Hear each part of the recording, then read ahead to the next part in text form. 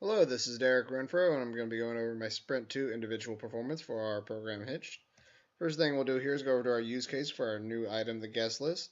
Our actor is the bride and groom, and they have 3 activities they can do right now. They may view the guest list, they may mark a guest as a member of the wedding party, and they may add a new guest list. Now we'll go over to our class diagram. The main controller of this is our guest list activity. It is using the recycle view, and for that it has to use a recycle view adapter, which you can see right here. Inside of that has a My View holder. That is an item that ties the front end into a view for the rec view to be able to handle. And then on the onCreate view holder method, that will then inflate that, and then the onBind holder method will then tie the data that it has received for that for all of the cards. We also have a guest list item storage class as well. And we can go ahead and look at that now. Okay, we're going to look at the guest list which was added during the sprint. Click on our guest list icon. We can see here we have different members of the guest list added in with the wedding party marked, marking them as a wedding party. We can also go up here to our action bar and add a guest list person.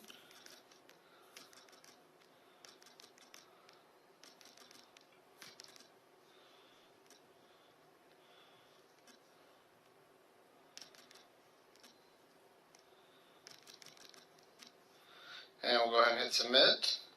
And as you can see now, we have added an additional person. And we'll go ahead and move on to what we already have working, but we have added on to. That is going to be our master wedding list. For our use case, the only thing that the bride and groom have been able to add as an activity is to add a new wedding item. But we'll go ahead and move over to our class here, and you see we've done a lot more. Now we have also go ahead and we have 2 different view holders for the different types. One will be holding the label for the dates, so we can sort them by that. We'll also be holding the list items in its own view holder. From there, we have also gone ahead and added a list comparator to go ahead and use the collection.sort method inside of Java to go ahead and compare those dates and labels so we can have them all in one array, which has now been moved to an array of objects. And it will sort those based on that comparator and put them in the correct order for us. And we'll go ahead and have a view of that now.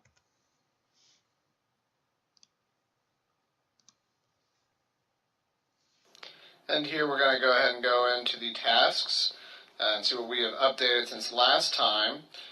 We've got our months now listed here: 16 to 9 months, 8 months and before, or 8 months before the wedding date, 6 to 7 months. We had some more up there, and they go all the way down to 3 months, 2, 1, and the week of the wedding. These are organized by the due date, which will be auto-populated once the wedding date is entered. It will be all managed for the customer. And also we do have a add button now. We can go in here and put in an item. And we say this is going to be due in 2017.